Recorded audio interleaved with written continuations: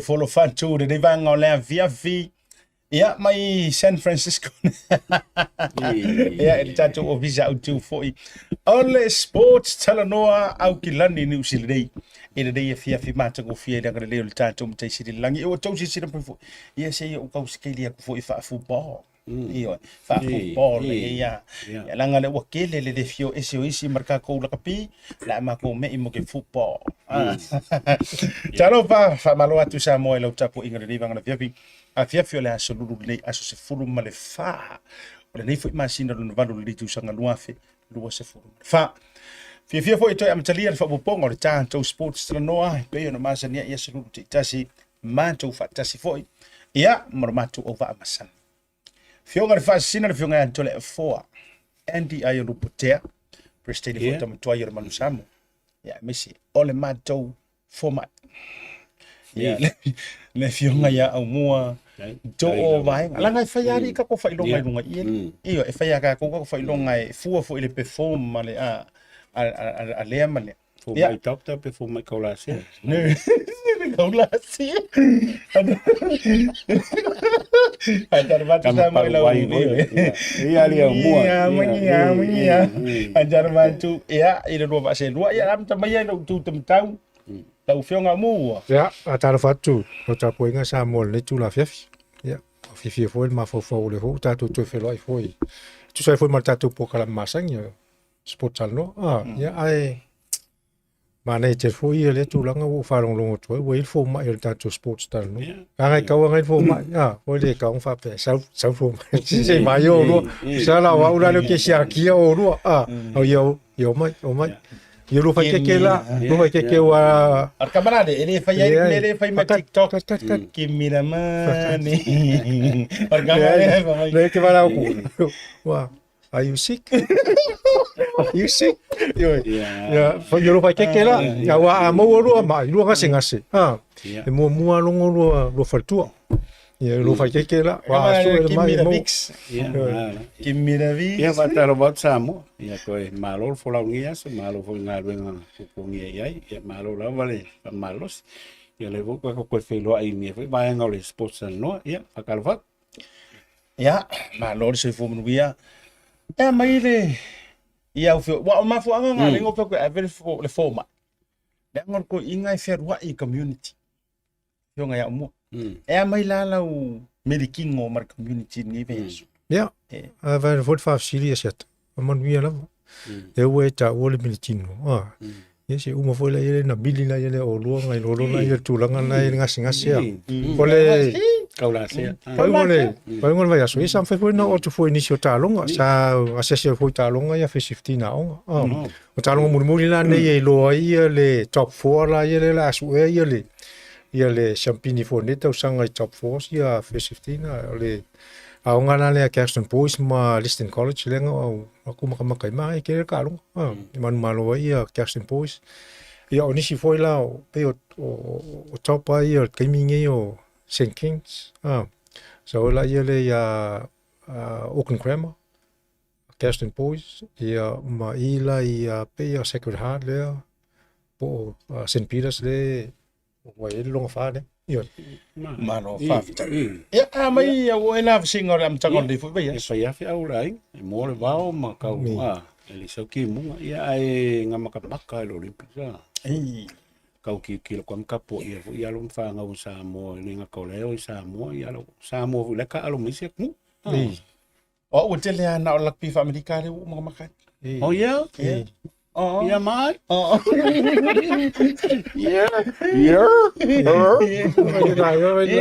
course. Yeah, 49ers. Oh, yeah. Fatal Party fans, my 49ers. I'm a man, fuck a man, Godfather 49ers. Yeah, Malay Tattoo 49ers. Yuli, what about this too here? Miami 49ers, they're 45, 46. Kau le fair ringo ka ko. O pa tu ala tanto wa pulole. O le showcasing a fo ngai ka ko sponsors ia anga so mai. Io o tato fo e sidil tatu sa ile tu America. Io America Australia. Mai. Io ai tole fo. O fa lungo ya se uli we le tulang o ta. ta uso nei tono le 49ers se sa no pola tu longa le wo Mau. Ia. Recruit.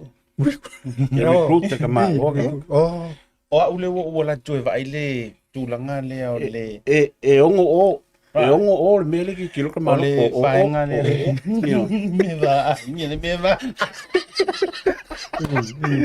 o le tulanga le wo ia Amuia. o le tapena ina o le tamaititi sa mo man Pasifika ia ona malam lama anga fu ile le fatau ala na tu malanga Ngai. o le faenga la le wa Alke amakala il 49ers. Ia o fase solo toi se mato au o le Seahawks. Ia pa vai la ka ku ia. O le manga ia la wa I mai ala e inga ke ofu anga oe. Vai a ko Ai vali anga pe ma ua ia ma ka pua I ma ka. Nei la mana tu. O wari o ska ia o nga me i o ho state of origin. Manga o ia na me ia o ru ma o state of origin nga ke ile o ru fa tu tu na ile. na la ru ko o foi ka lo Football melo ko ko ia. Football. E di rola. La nga o ta ua ia e ka ke o te sau mo o fu mas fu.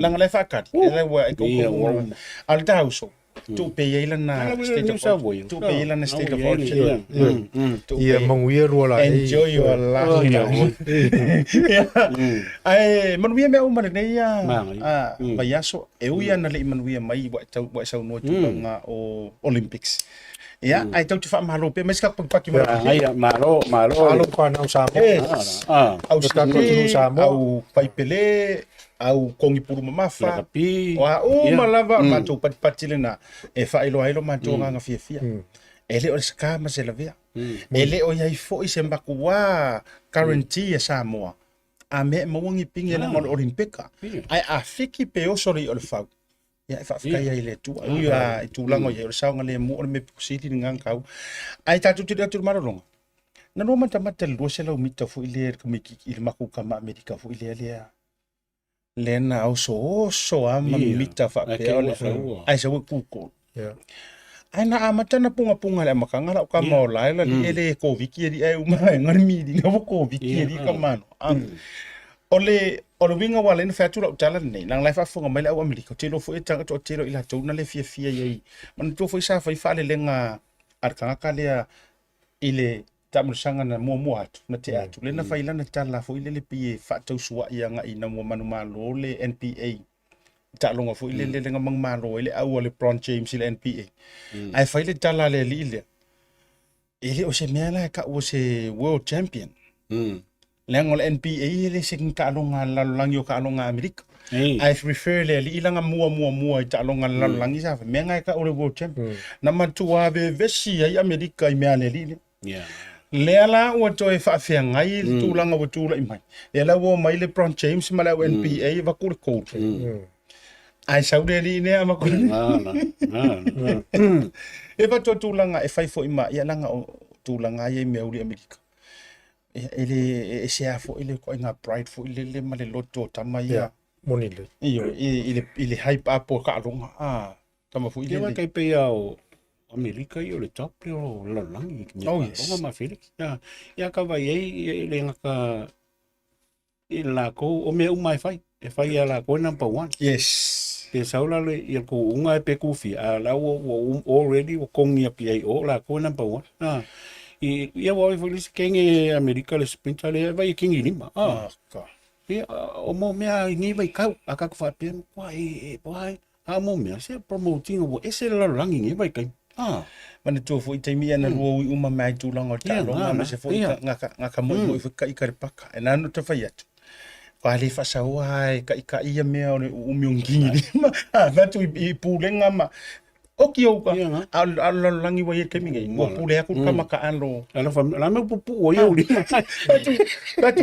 wa taule ingi pule kele la mo kupi wa ia sa pule mele manager taimi nei o pule aku kam aka kile lo foi po le ga kampangi le ko kongi se fia e we promo to ko le ala ringe ya fe ka ya kuska ka fa mai la le mo ko ai pe milion nga afa mai yo la no mo ko mo ko take off wa go fa la va kingi ya o yo le ama to dien manolonga uma fu ia o tato word freaking I mai su uma minka ko kiri to manolonga foi mai tatou oi unga Maroloka.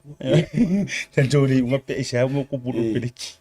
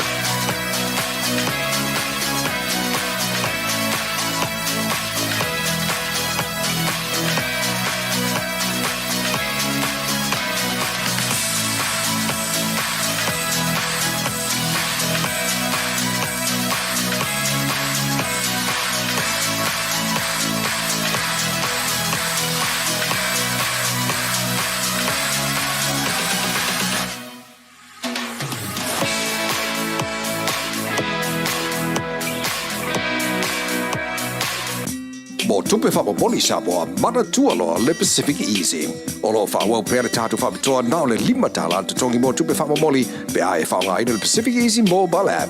Olo abano fo i direct transfer te posi sa wai lo tupe le tātu account ma wha tino la fo ino tupe wha moli lungo le telefoni ai ngā wha pitoa. I oe wha saone loro teimi mau tupe o taunga tale pensini ai wha ngā le tātu Pacific Easy app po le direct transfer mo tupe wha moli. Olo abano fo i o tātu ofisa i o Tara o Tāhu Huma Mangele po tātou la silia ma le fitu se furu o whasopori a New Zealand. Mo nisa whamtalanga bala au le o Barcelau o tasi ono po numera masani au kilani o le lua fitu ono fitu iwa fitu wha po le lua fitu ono fitu iwa baru wha Pacific Easy o la ba anga mo tupe wha mo boli Samoa. The Color Shop in Matavele can brighten up every aspect of your life, from interior to exterior. You can change the look of any project you have, from auto to home, around the yard, and everywhere else. Bring color to life with our selection of the best paint. Come check us out, because we're more than just paint. We got bush knives and a whole lot more. We're the folks that will help you kick that drab right out. So come into the Color Shop in Matavele. Call us on 25577 or 21527. Drop an email to cs.creston@gmail.com. Talofa Lava. Tasi Market is here at the Mangere Town Centre, the heart of South Auckland. tala malai ta longa i urua i ta longa fo i o le la tu ta fa tu fa tasi e maka ukia le o mai Argentina ma South Africa e matua ma ta utia o mai o le wingo te fa tu e ta paso ro finangalo o mai le wodi ia fa le anga records manga ngai fa le anga records manga ngai yanga le na taua mana ya mai ia finangalo reisa ma Smith foi le Austani o maya ka maya ruin le paki le makanga ai tato o mo le ta longa o peleki o le aso lo finangalo ina o sau le line up ale All Blacks the first 15 e ta fa matai pe o tau mana tu mama pe o le sao what do you think amata mai tole foi su finangalo le kofingo le Ia waftai, ai sata, au mua, ia me se vela kung. Ia kel kong mua, ia ele u fule le wa close mai alke. Lo lunga fam kalanga o le ko yengi au ke mingi u fa pe o mama o male ia ko langa me o ye la kapi o le awa makanga ke sa pia ku fu ye le wa ia Argentina au fu ye la ia o nga wala ka ke me ka winga ia o longo winga o le fa inga winga ngi o le fa inga winga ngi sila you know le va pe ngolo plex va pe fa inga ai paula o le fu ia u mangi kulanga I ka penganga o la ko o ka longa me uma e o le o malo I Argentina ele só pe se fuluka po se me o mo kwai o luma o kua me uma la o ka mafai ko la o ka mo wa me mo ia inga ke mi pe o under pressure ia o pressure o plexi o fai pasi fo ia ka ia nga kula I me lo ma mistakes o me ko ele nga mo wa lo ngo Argentina malo fa ia to le fo au ia o le talonga le New Zealand ma Argentina o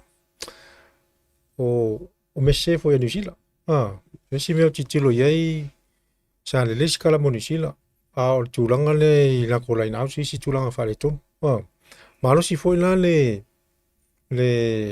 sofa ia to Argentina ila to le fa nga ile ke le sala kiki el kona pulmangu drive lo o le sifuinga malo si anga Argentina lo lumo la ko forward drive la le malo si kile o le situlanga ia New Zealand la ko kicking cane ke le lo ile half back pola me ringa kiki mai box mai ngo ko slow fo le sa wol polo I ko le me le half back anga ile la ko ale tulanga la to ia ke le mese New Zealand e o la ko pasi le ke o fo la ko ia te professional passing skills mo me umalana le la mo lo la ile va ngo me le au le Argentina fo le mo lo no wa hungry fo ngale o e fa umale ia mo lo ngo sko ai play lo picola io le sila tulanga le mo le spaces fo ia run me Argentina polo finka ke le sa ke le nge ko fo ia fo le Argentina talonga le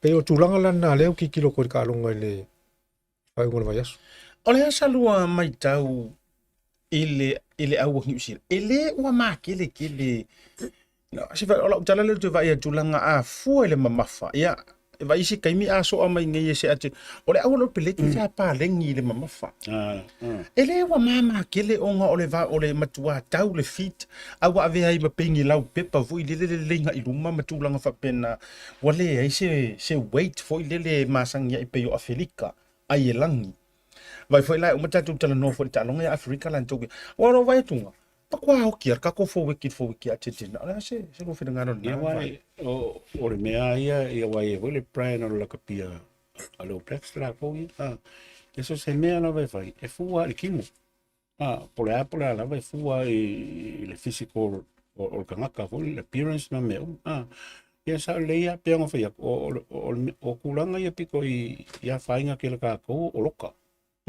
ia e mo le height ka mo ai e foi slim ia o kama ia me Afrika ia na gente ola is solid mai la ko so o volanga I skala mu me o le weight e se ka o ka o io o le weight kulanga ia e a pe ngo fa ko le me ia le prano la kapia ngi sila ia ai ia pe ai wo catch up a ungi makaulia la pola le a va pe ko kusa le o kanga kale malo sia kuma mafa e pa o fulo kwal kale kulanga me le size wa te o menga le o ke ka ko Elisa no mai lo nga o ma tua vai foi la le tele o so fa inga Argentina nga fai lung ma mai le lenga ro piki wa uma sola e fiu e fa ale nga kasia do faces score wa ma fo ile ia mo le lava o le tulanga le I la wa ia o titilo tu ia ele ngata le mama ale ho ko pior mai le ke le ole o loka ia ma fo wiki New Zealand e na iki ko ke le o tamai to fo ia te ola to ka ko kilo le amakanga mai ngo o retelex ma se mo la fa pe mal pa e ro ringa i bo pio mai o ale ole fa fita o di lavana to ia New Zealand pe ia no fa tu te lo te mire ka ko fo New Zealand le la ko o style of rugby the deep formation le attack mai O le ala vamo ko e whale kongo New Zealand le shut down la vai e au nge ile for line speed le o defense pero tulanga lana la wa uilo ale ko e fo New Zealand wai o New Zealand e mau lo ele au ile amakanga le defense shut down New Zealand ele mawhainga koe fixing New Zealand le whawhikau o le au la wala ngai malo le pe aso la o ka alungi sila la ko old school rugby ya aso la po le ala vale sila e a head la va ir kelo au ai ko o mai la vangi sila le second half fix lo le problem ke va ho sweet way swinga al melo ye le ma fainga ko e ba yo ko sweet Malo fa jai ole vaenga tulanga ni so o fina ngalo fa lia fa pe mai ni si ya o le sa o le line up le ko finga ai ya tia ulo utal tununga ke lo foi au nga ele tu ainga professional le wa yai matama nei wa filfilia o pedeki se o ya ko ngia ko e ta tauna ya o mantu langa na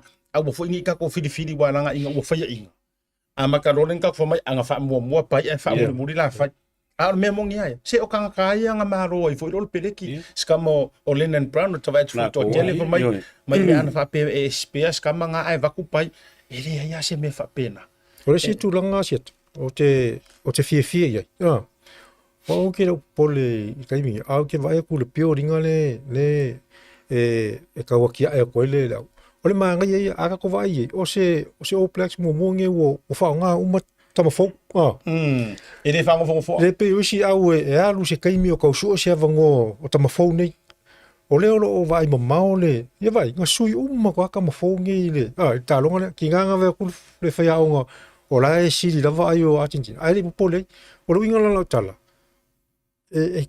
au ki kilo ia Argentina ko kele la uma ko e o fo la Afrika ko kele la uma ko le pio ringa le pio ko la ngisilo la nga ile la ko le World Cup Maro fa tai tu ai so tiro maro longa ta tu ta longa Afrika ma au se tali ta sile ta longa na fa te ia lo wingo la tala pe a fua tu fo ile manga yor ko kampeka Australia ila lo te inga fa yang ko ele i fa pe anga spira inga Afrika le na ma inga le lanto o le ase va inga le ro mai tau na fa le tonu ai le tau mo fa inga mar puinga fa Australia ia so fa ngaro tu fo e wai pe ole mea le ka fe ko o fisiko kanga o kingo wa o ka ua i o mengi i keimingi o e fa ke kainga fa pe o le prop i o ke pe o me fa pengi kai ko lu ko fa ko lim ko e u pe ko Springboks ko lu pe ko kasi mo wa polale le lo ka lingi ma le ma fa inga fa kia le waite e ka fe ngai mal me nga mi yam ko fa inga ka la vanga fa ya pe o me voi le fa ka ngoinga foi o la o Afrika mo ko pa lengi luma makua so e fai o le o luma fo ma mafa ko sa o polski es meu ya o ko vol backline o le makua i ke le uma ka ngaka so mo ta tira marolo o le tulanga ia Australia o le fa fitau le Australia luma la ko fo wiki le ngai luma o le lanko vai ngala vale ele o mano si kele kalu fa anka alu mai Australia a mano Australia o la ko le ngai ko le skillful ko le le speech au sawa ke ganka ma le o vision o le sila tulanga ia Afrika o le fa nga Afrika le counter mai ia polo ye kikio fa nga ma le speed Afrika so le counter mai o mai Afrika mai lo sco pe yo le pa sa le lo la fo o to tele ia le fa si ma fa ke lo Afrika mi si la me la o Afrika pe no foi tu o ko kele le majority o Afrika ka alo ese kala pu ai mai la ngi Afrika ka alo Afrika so le mo ko se lo pasengia kam ka alo ngi pe ata no te mu o solo fo ai ko mai na ka ko kam ngi Pasifika sa mo ko ngai mo fo i mai o me ka retire mai ai o mai fe mai o ma ko e le kai mi I need to train for I need to rest so le se le inga me la so le ko le fo ta tu marolonga a foi mai ole a felta tu façon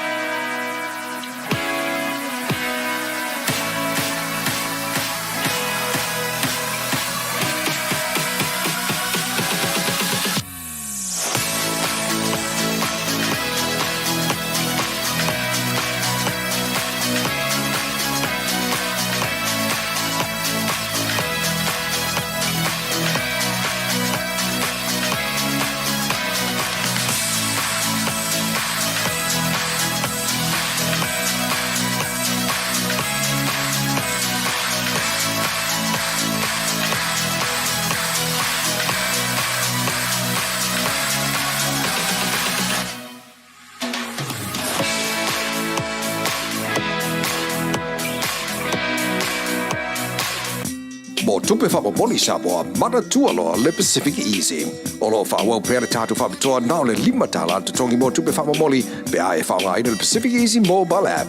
O lo abano fo i le direct transfer te posi sao ailo tupe le tātu account ma whaatino la foino tupe whapa moli lungo le telefoni ai ngā whapitoa. I oe whaasao ni loro teimi mau tupe o taunga tale pensini ai whaonga le tātu Pacific Easy app po le direct transfer mo tupe whapa moli. O lo abano fo i o tātu ofisa i o Tara o Tahu Huma Mangele po tātu la la silia ma le fitu se furu o whaasopori ai New Zealand. Mo disa whamtalanga bala aule o Barcelau o tasiono ono po numera masani au kilani o le lua fitu ono fitu iwa fitu wha po le lua fitu ono fitu iwa baru wha Pacific Easy o la ba anga mo tupe wha mo boli Samoa. The Color Shop in Matavele can brighten up every aspect of your life, from interior to exterior. You can change the look of any project you have, from auto to home, around the yard, and everywhere else. Bring color to life with our selection of the best paint. Come check us out, because we're more than just paint. We got bush knives and a whole lot more. We're the folks that will help you kick that drab right out. So come into the Color Shop in Matavele. Call us on 25577 or 21527. Drop an email to cs.creston@gmail.com. Talofa lava. Tasi Market is here at the Maire Town Centre, the heart of South. Ia le lalolangi. Ia matulanga fo i waleo o ai. Ia le toa lea il fai umo tu sanga. Tira fia umo to tele. Ola matu fa so. Ola o fasili a matta tala il fa so ni vanga le fia fi mole au sone. Okay, loa ua ioe umale to tele.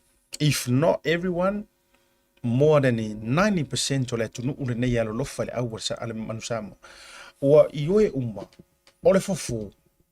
Waka un faise swinga yo ese uma, waka un ese. Ila towo lo te ia.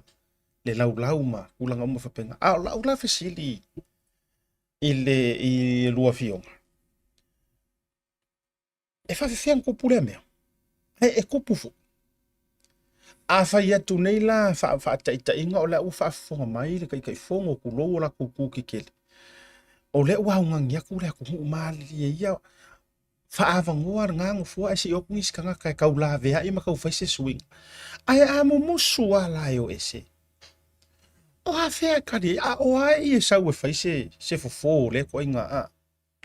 O le se a mata mai so lo fina lo a umua va pe fo ia fionga telefone.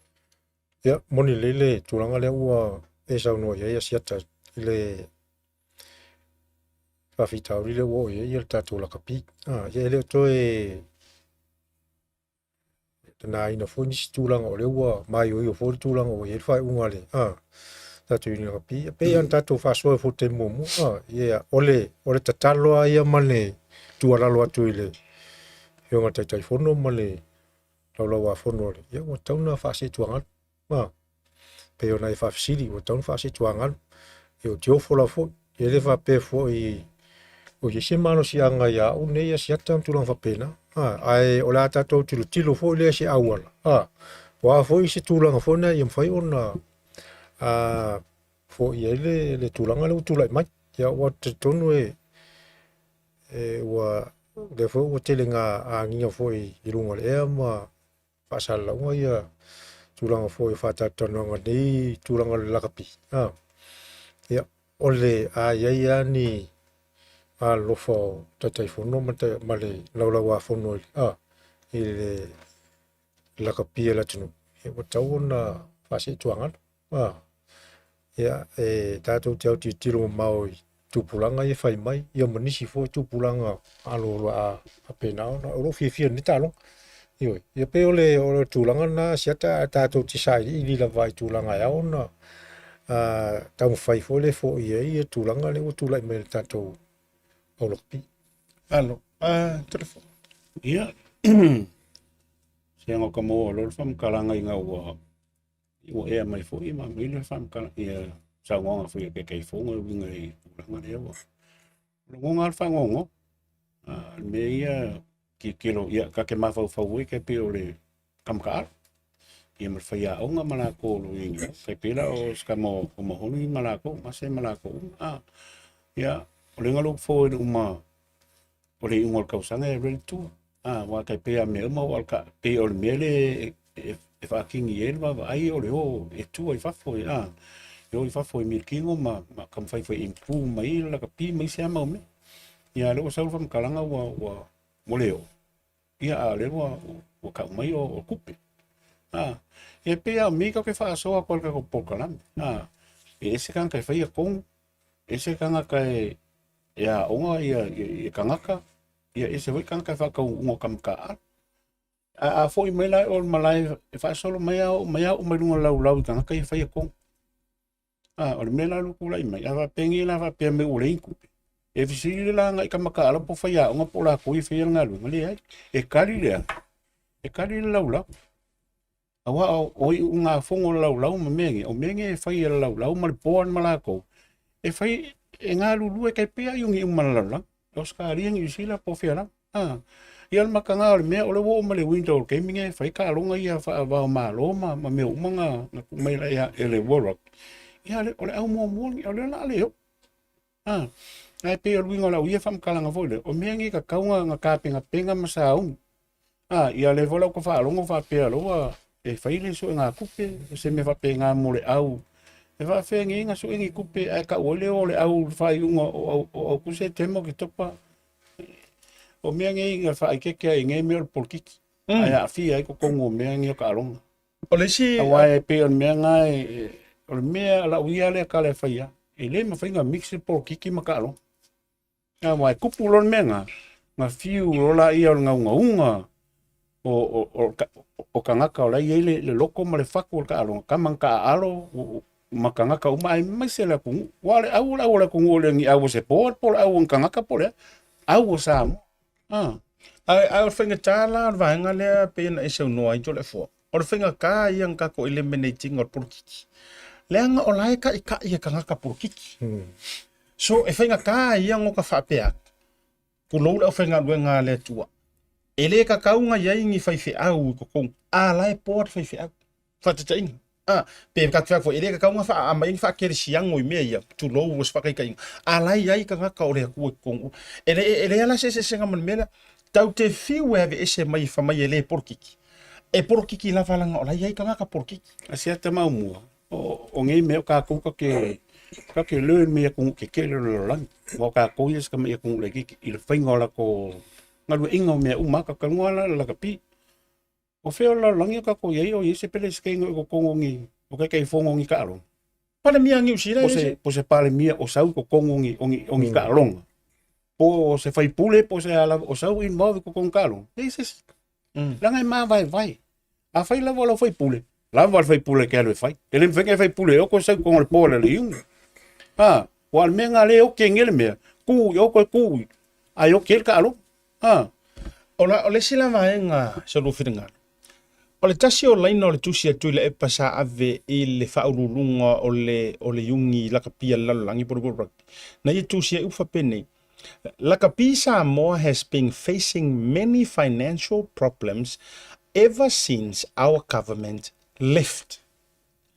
A wha Samoa inga. Wa kaui o i le lakapia le lalolangi. Wa kalunga o ese le HRPP. Wala our government, which is the HRPP lang wala kala vai vai la kala ngofa porkiki o ile maua mai ai lenga wa ngofo fa porkiki le mele vai la maua le ai lang fresh le sa ka ngofa pia ever since the recent or the former administration left ai maua le lang lenga le langa ke fa porkiki a fa mai la Lakapia Samoa has been facing many financial problems ever since our government, including him, Longo Winga, he's talking as a former prime minister.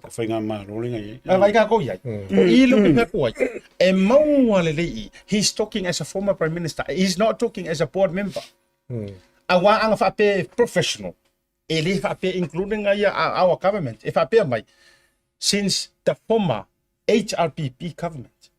Ngoi nga lai ka umai nga o lai wea longa pulo faa kai fongo ai le nga o le kusi e kingo ya e sau ai leo ia opu o le ala nga le ngo ku ka mau mai e yo lufi na ngalo fo e yo ina o le fa por kiki mele o le fa por kiki ku so o le wa ka ui o ile lalo langi sa siliar ma ko government sa silia o pure ku pere ku e le anga fia me malanga whainga malo. Now, o la ofisiri la leo ke whakusofi na ngalo o mua. A whaapea ngai lao, le la rai whaafonga, mai whainga malo a pia kangia mai, nga o la kou e mwhaingi se whea mele. A sa ngai ngai la whainga malo, ma whaapea kuno la fia me, ma whainga malo al fast. Okay? La ma kou se whele yung. Now, get out. You, out. Le la mak fasanga ko la approve la nga wa e fale nga ma ko le yung i keli. Le la okay, la va kula le mau fia milionga. A ol melea, oi si. Le la ko fia ko le el fainga malo ya la mingiska o ka longa. Whitewash la va ku umar portfolio, va ku le management fo ku mau per au ya nga ya ngi kai mi nga ma nga results. Now, e ma fainga happen nga ko inga me. Mana ia le whafsili a seta. O tulang mo mua le la upa ia tuai pe o lena e ta ole whaupunga tusile. O tua inai. Ia wana tau ia. Aua ne tua ia fua le whainga malo. Tua ia to tonu le yuni. Iwe. Tau na sue le yuni. I tūlanga o iei. Ia wha lungo tupem tūlanga pena. O lau talia tuna tūlanga na. Lona lua la whafsili le ua e sao no mai. Iwe. A whapela le ua kua ingat whainga malo. Ia wa taula na iai le malo si anga le malo. Kaulo lang wha a vese lo le te whono malana la wafono le ue, le port le ue. Si sila foila. E pei foila na tau tola fostema fo. Ia le tūlanga ia fiti. Ia si taimi sau no iai tola fo. Ia sa ofi maro whainga malo fiti. Au tu pan marama. A vese lo ia le. Ia pan marama malana po le sa iai. Ia le la wo. Sanga le mua ia ma soronga le ia le whanu whikia i boka. o le lakpia fiti. E pēla tūlanga la le ue tau. Tau te le whasi le ue sai. Wa te tau la e tato whainga malo. O na iai le malo si anga le tato whainga malo. Wa tau rona awe wha malo si se lo le. Tatai whono ma le laulo wa whono tato ina pile ye. Ala so whina ngana nung tau pule na lau. Ia, sa o le ia. Ia pe ngo fai ako aka ko fai kau i lenga mai lenga o nge mea umao. Ele ko e upuko la kung. E fai kau i nge mea. E loa ko al polkiki mea lau sa. Ai pe o le mea le kau ke papole e maka ko kakele manga au e kupu a mesa mo na whafonga mai i le kou au sa mo. O le au le a fia polkiki kongo la kapi. Le la kupu mai nge so se mea e fai e polkiki al whainga.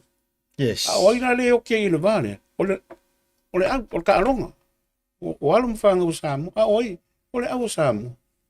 Nena wo mai ke minge. Whawewhenga whai. Ia ngea kua kupu ala. Waile whapea fo i whapea ko lea.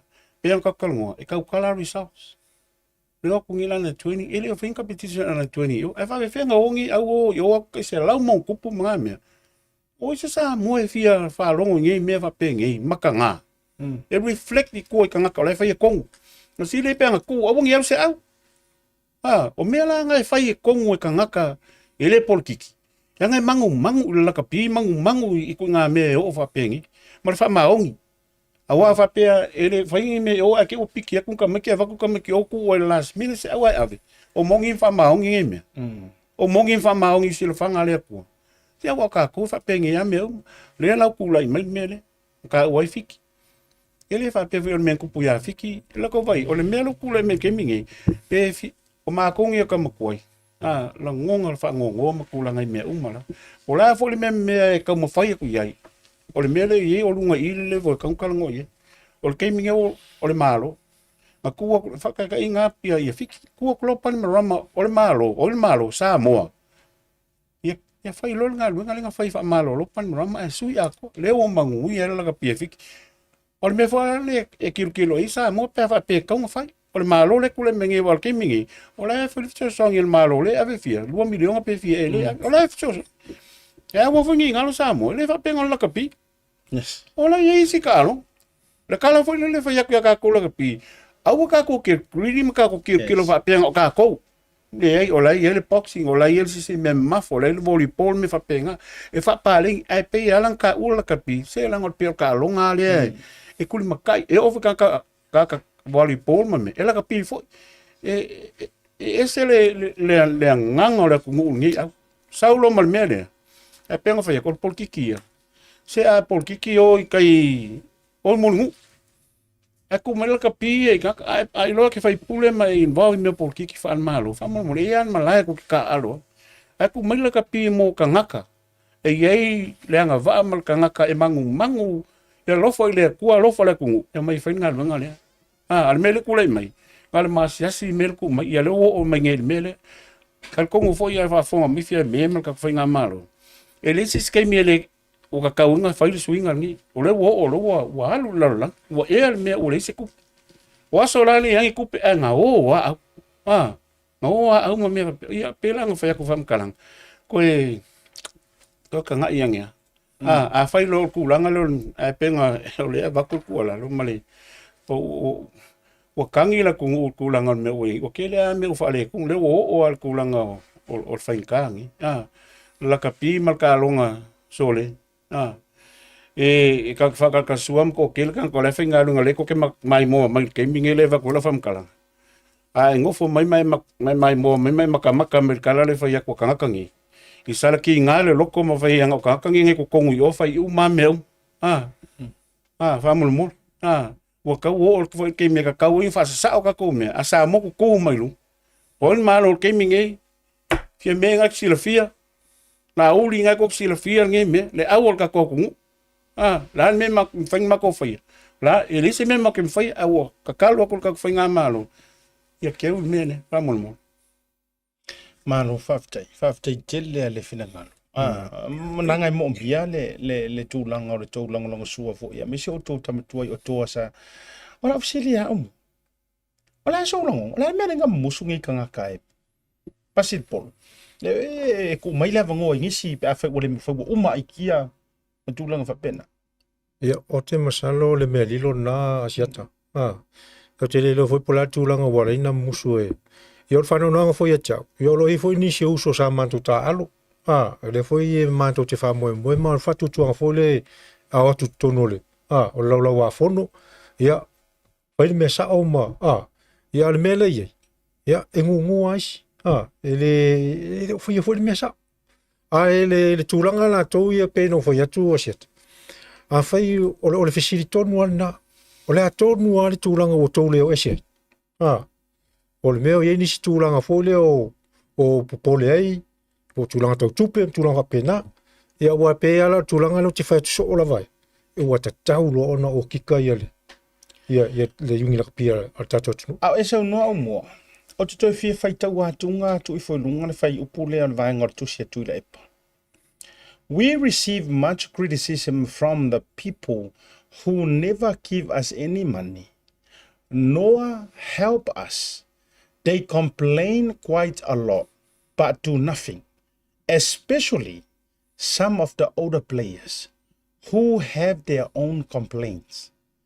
But without any help, we just ignore them, and that's the reality. Tuila Epa, and he goes on, Tuila Epa said these problems would not have arisen if his party was in government. Wa vai ka ko ia ile wingo le tal. Iyo ngia meol polkiki. Le wingo ka polkiki ar mai.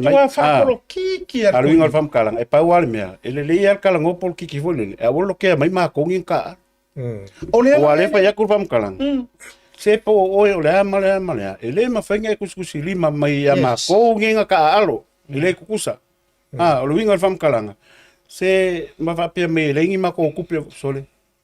Ia fa fenga sa ngo fa pe por kikinga ele fu se ma ko ngalunga fa ya le ma kalungo I coach le ma kalungo I kamka alo ma me uma ma ngalunga ngi fai ma sa ma ko fai uma me development ya la kalungo development sa ma ko fai ngalunga ya la kalungo ko lo fali nga ma ko lo fali ya la kalungo ko coach nga ma ko coach ai me se fai nga ma ko ka alo ma ke ma ko kalungo ko la ka pi o me a ko ma ke le kalungo ko ngai me la ai awal fa pe mai o ma ko ngal kila complain ele nga fa o le winga na fa tai an to folanga tau yo mel ele fa fa fonga o mai nai sui tuai lenga ele fa pe tu lo fo ile tala talo sia o loto ngatasi uma ya lo fa mele o kupu ai nano fo yetu ele nga kala o kusile o abi wa fa tai le wa mai lunga le radio and said this is from radio and said New Zealand le wa mai kusile nga abi ma whaupunga o tusi. O le lai aka ngia mai, o whaleanga na malo. O kaimi, whaleanga kuai mangisi o kama kuai. O le matuare le leia o le kuai ngā whai pusi wa ave ele chairman. A le lai saule tali a, however, a World Rugby spokesperson said, the financial problems are a direct consequence of decisions taken by the union. Longo winga, lai mangingo mai ya, lai mangingo mai ya. Pei la le tūlanga leo o saunua iei le whaitusi.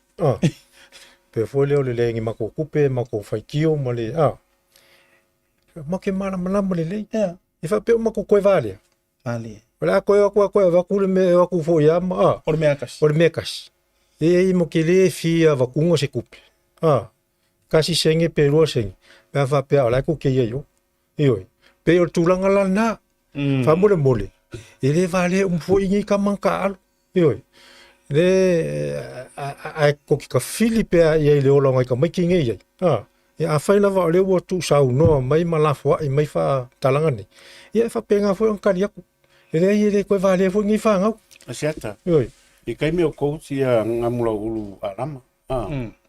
Ia ngā walau mai fo ia whalma vainga vinci. Ia kia.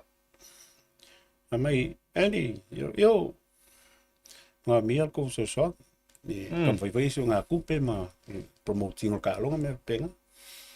Ia, ele fongol ma ko lau au wakola o ia kali fa pupu. Ia ia makalngole ma uso ma fo fale. Ia. O fiong whalma vainga. Se ma ko so so ia whai mea. A mea kau kupe. Ia mo ke lelu kea meanga. O mai pe o kou ia ma kangaka po wai kangaka me whai a ma ko e whai al ma ko kiu ke le whai. O ngō ko ngā mea ma ke le manga whai ma ko pispisia ma ko ngi me whai. Ki nganga sa o me whai a koe whape o ranga iei ia. O le ala ko ke fsoswang ala i mea o so ngā kupe. E ui o la kou o mai au. Le mul ma whai a mua ngā mako o whai aso a koa fia vai aso mako o ka saingi mea mo male a kungu. O ngō ma kou. Mako o lunga le ki o promote lea. Whai so ngā kupe ma mea. Ia ngā ngō mai ala kou iau keke ma whakau mle wale. Whai ngir ka longa. Ai, mako mako ai ngai whai aku. Ia kākon mako ai ngai auskari. Mako whikau i male. Le yungi la ngal ko me wakul kupe. Una me foi le o sawa. E whakavingi isi, e mga whakavingi ai. Ai le mangisi o la kongo mai il mele e a luele aso. Ia awalangi whapea. So le. O ngi ia whenga luele. O le whantaua o le tātou taimi. O le tāua i o le vahenga. O le fuwhafunga la tunu. O te rangona fo, ino mna o ai vavea tualanga o te whiwhisiri a o lua o le tātou taimi e se lua whinangalo.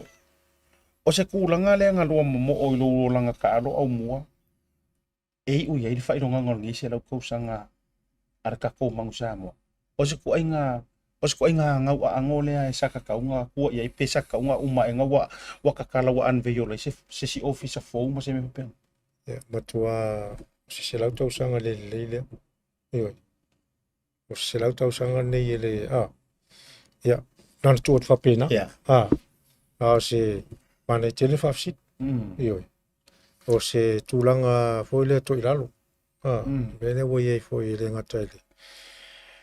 I le whasauni atu ai o halo mo tam whanau talo. Ia aru tūla i mai tele o whawhitau. Ia le ngata foile. O le mea silina le o le tautua. O le mea ua whai ua ke lele. Se whale tono na tātou laka piu. Whamole mole. Kako ese? Whamone e mai lakungu. Ioi.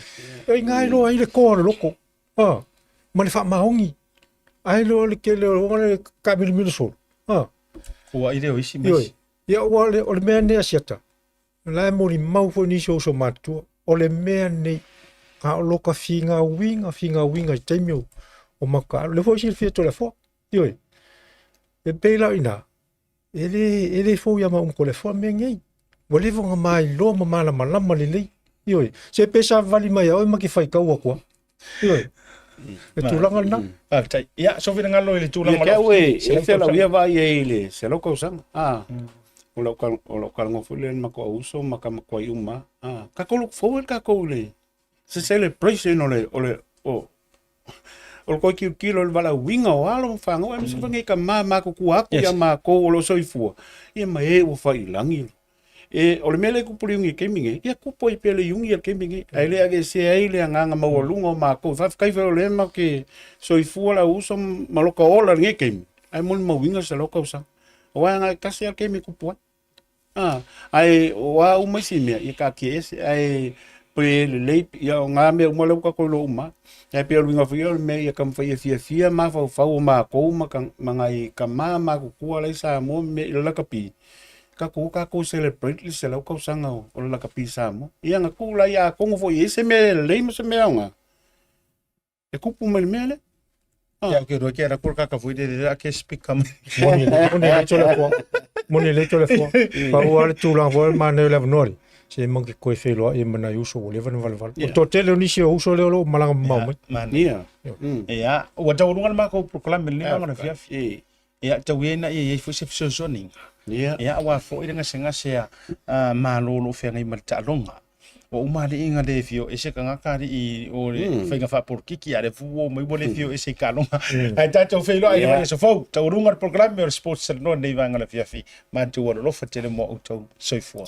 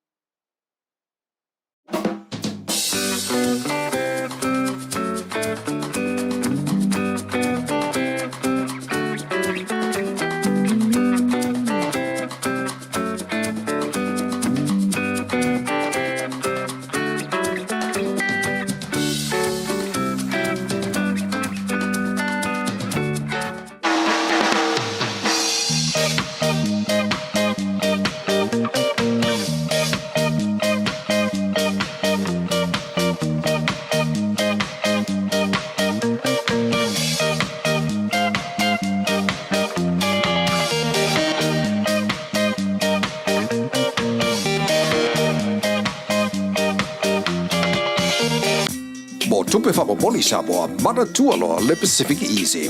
Olo whawau pere tātu whapitoa nao le 5 tala te tongi mo tupe whapamoli pe ae whaunga ina le Pacific Easy mobile app. Olo abano fo le direct transfer te posi sa wailo tupe le tātu account ma whaatino la foino tupe whapamoli lungo le telefoni ai ngā whapitoa. I oe whaasaone loro teimi mau tupe o taunga tale pensini ai whaunga le tātu Pacific Easy app po le direct transfer mo tupe whapamoli. Olo abano fo o tātu ofisa i o Tara o Tāhu Huma Mangele po tātu la la silia ma le fitu se furu whaasopoli ai New Zealand. Po nisa whamtalanga wala aule o Barcelau o tasiono ono po numera masani au kilani o le lua fitu ono fitu iwa fitu wha po le lua fitu ono fitu iwa maru wha Pacific Easy o la ba anga mo tupe whamo boli Samoa.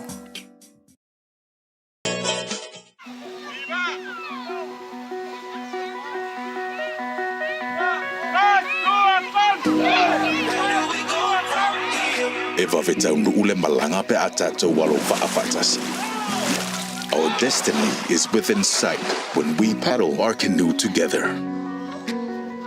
In an ever-changing world, we have held on to our traditions, passing them on to our next generations and to our future leaders.